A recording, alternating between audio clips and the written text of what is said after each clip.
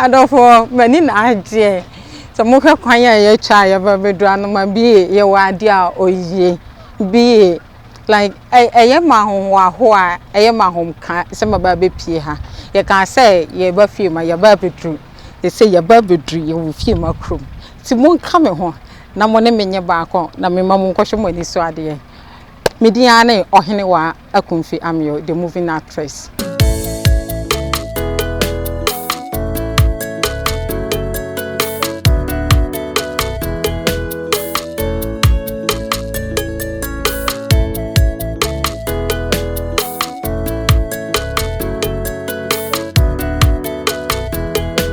Nkranza mountain mu high Nkranza north so we share forest ya niema ewo mu no you love to visit here and one de bia ya meka momra na momehwe mani so ade wate na bie ye wade a oyi bebre na nim niema papa e wa ha fie ma no ya ba bedru kama ho na ye nko hwe mani so ade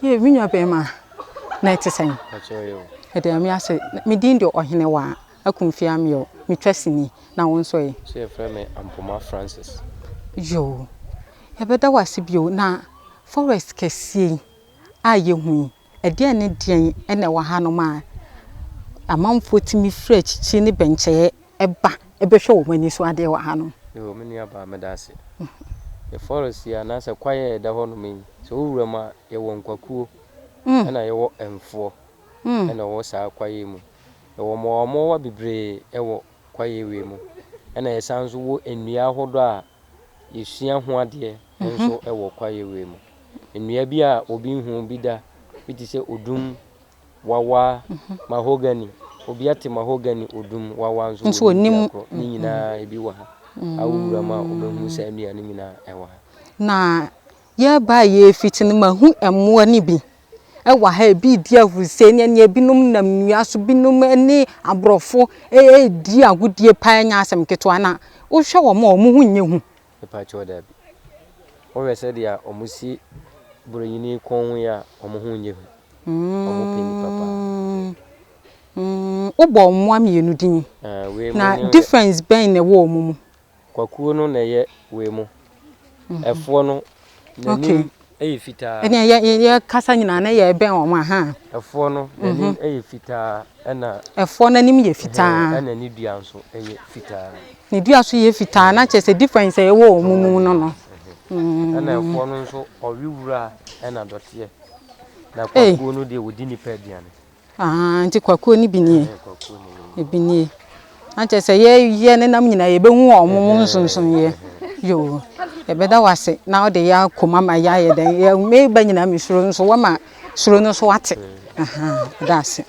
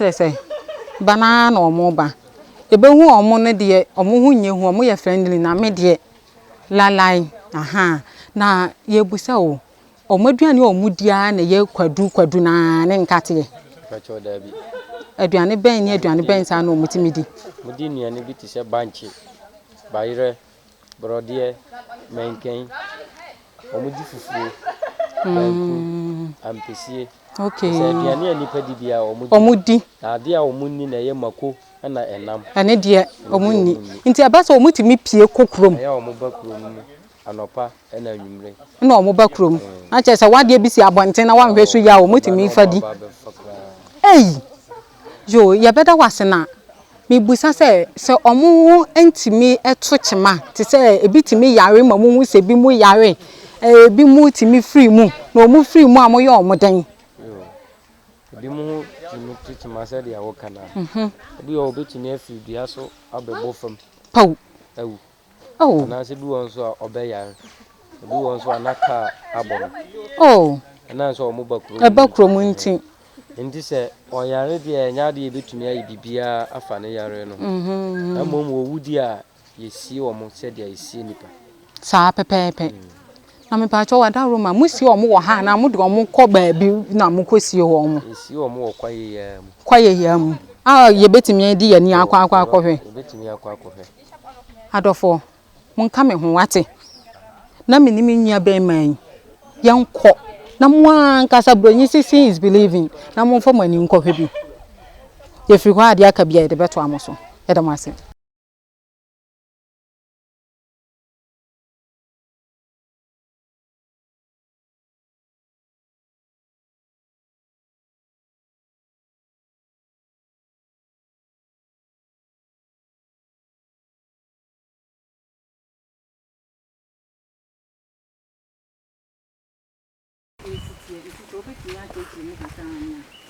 ubom nyina wo hwe soro nti ni nsembo no se me frɛ wo mo o frɛ ho amo me frɛ emwa no eya no kra so ampa o frɛ no mahu se ubɔ won nsam pau no mahu se bi mu di asan di ahurusie nya asem ketwa na che so omo nso omo nkasa ye no no ubɔ won nsam no na o mahu ni se o frɛ wo mama o ma ye de o ma ba yo ni ye nto ye jani so e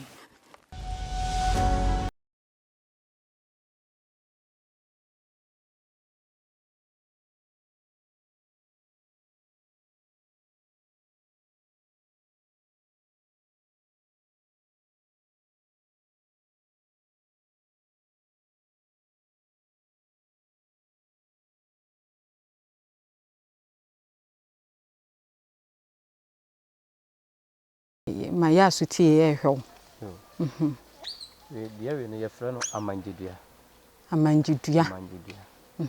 na ne brofo no so ye frɛ no ficus yeah na scientific name so ye frɛ no otonifora nti ficus otonifora okay sa dua we no abra papa na obefa yawa no obetena ahanum na obetena kwaye mu na obetena nti abra otena ahanum no so obi ba se obetena ha asema wo kan ni se esiro memma na ye emwo no nti wo bedura emwo we enkum benwe se wona emwo we nya asema wona mi nya asem wow ti sade a obetimi atena ha na se wa hwe emwo bi ama me dia na watena untimi so dia na ne okọ nti abra o chichiri kuro no wie no na omudi asa dua we amanje dua we nti na na omu hia wase se tete no so ta hwe sinia na nkura di agoro dua bi ase nti samre no we na omu nso edi agoro wase na omu hia edi asem nti ekoba se omu tu free ha na omu kotena ba bia efiri baaye no dia na ka ha na enyini no na ni hini no bi firi soro esani sifam nti ade we no ye dua hini na ya ade we nyina ha wa ha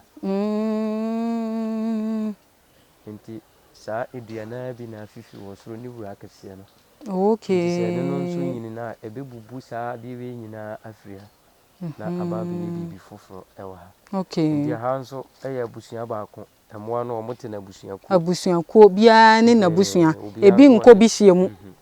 Obi aso wo na busua pani a wodi wo manim. Aye mwa na. Bema kese ne di wo manim. Ti sa bema no nko na ye bema kese wo abusua no. Ti sa emma no nyina won na befa emma no nyina hira so. Na wawo foforo. Nti wo foforo na se de wawo no foforo no ye berma. Sa papa no be pam bema foforo na wa ba na firi abusua no. Abra wanya mfie mienu. Na ono nso akwachichire na busua. Na busua. Nti se ono nso ukọ na wanya ni nua no ma ya no bia. Na odo omukọ. So wanya bi nso na mema no nyina ka omo ho aboma yekuo baako. Na omo akotena kuro nachi. Ti so omo nso pese omo ne ma no hia ena. Na omo aba awura kwaye no. Wo ye pani na wa hoden kofema. Na omo abebo. Na omo yi bema baako na wafa omba no. Okay. Nti sa dua we no eye bibi ti se yoma contenten. Nti ne kon na ye bia ekosi no. Ne kon na ekon na ni mu no na aye sei no na ne nan ne. Nti na amanfo ba ha ebeye ebetwa sini wo sa dua we mu. Nti sa dua na esi soro no. Okay. Ehini na wura fama na ebinie. Okay. Nti se de bisi atohonum no. Saa na ebe hihye na de. Na kire say owu ba onwunweye osane fefe. Ana anya sa. Enu de awu. Ese eye noma na ekodi. Na wa beja ne nan wo dua no so. Okay. Nti nya dote kakra bia no. Na wa fefe wo ho no de anyini. Okay. Yate. Yeda wase na kire say me kire mu a emo ye omu wa hayi. Se de esi hu omu ntra ha hye enko. Atifi ho. Ahaya no omu. Omu kwa kusi fie. Omu hye so. Na omu asan aba. Na foforo nso eti ha. Onzo kwa kusi ekire na onzo asan aba. Achese. Se de omu tini kwaye num sa na omu ba fie. So omu ba paninu na edi wo manim. Abusua pani na bedi animu. Na emma no nyina di so na nkura no nso di akire.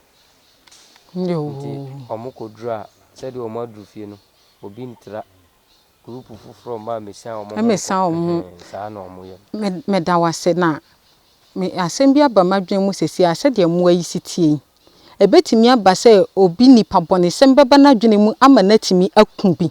Na se okunu mpa ehun sunsanso ben no obefesi. Yo me da se. Oh bebre bi mo kuma bo we bi. Emre bi atwam me beti se na kuro bi mu kum mo wewe. Ama omo wo ye no, omo wo ti se emwa no. Omo mba no ho ye tantan ti se emwa no. Nti ama omo jai saade no. Na me ya me nyine ye nso me de mani ehun bi se obi a otwa adua ode do ma ko twa adua. Na emwa no bi wo so efo no bi. Nti aboa no bubue. Ama nipa nso de moto konya nkwanhia ono so bubu ti se de aboa ni si ye na se akondwa mu anche no wuye. Nti se wukum aboa we ya sunsanso wo ho no ma obenya. Wow. Jo ene na ye to ya kwanturo so mmenko.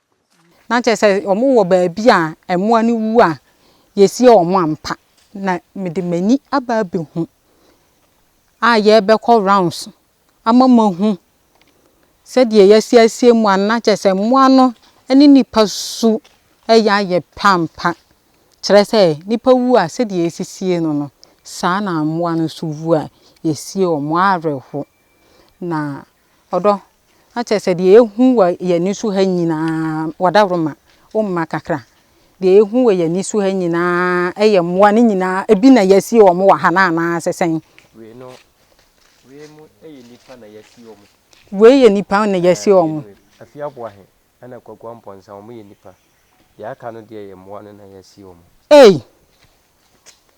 na busa GHUK for na minim say mmoa cemetery ni na sa yesi nipa so ha na mpa cho den na modi nipa abeka mmoa ho wasi nipa cho ye be sha se afiri Kwakwamponsa na oye obi a ona na wo hwe bosom na ye kofa firi nsuo no mu a ye dawro no so ti bosomfo a no wodi kan a ohwe bosom no so na ye Kwakwamponsa nti ona na mmoa no wu a osie wo mo na wo ye amamre nso wo bosom no na che se ye ka na on na di mu akotene nti se wo ye bosomfo na wo hwe mmoa no so na wu a abra wote ho no nko wawu no aha ene ebesio tina yesi Kwakwamponsa wa tina wa baba ye mmoa no papa na che se ye ho afi aboan bi so ho no so afi aboan so no so yo ba bi a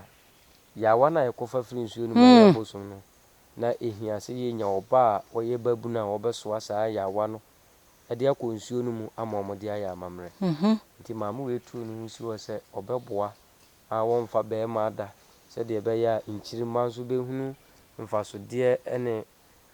mfasode wo amamre ene amane so nti se won so oyo obi a wudi sa adwuma no nso a na wuwa aha ene esio wow na che se nipa mienu yi Kwaku Amponsa ene afia boahe omo na omo dimu akotene ye nti na mode omo aba beka emmoa no ho wa asia wa cheche meniem che se ena nka se mabesua de adofo se de munim no ye de aba begu oba ha wani beji obehwe niema obesua niema odi niema bekeka niema ho nti mesra mo se ba bia mo wo bia wo hwe me a wutie me no obetu kwan na waba behwe wani so ade ye wo bi enkranza north boaben na che se ye ka fie ma no fie ma ba bia mwa no wo no ene ye